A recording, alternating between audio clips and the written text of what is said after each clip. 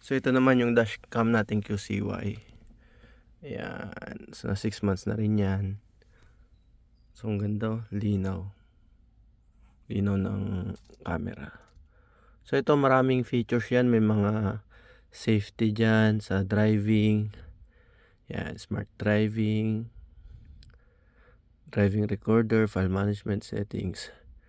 Dito nadidetect niya yung mga yung mga kasabay. Tapos yung lane. Yan, then ADAS. Yan. Then nababago din yung angle ng view.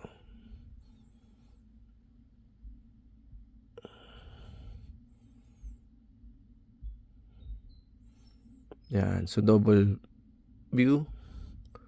Front view. Ganito naman yung back view.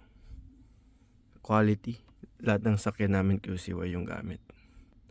Ito ay QCY F24. So nakalagay din yung pangalan, no? iAce. Yan. Then syempre may date at saka ng time. Yan. Quality. Subok na namin to.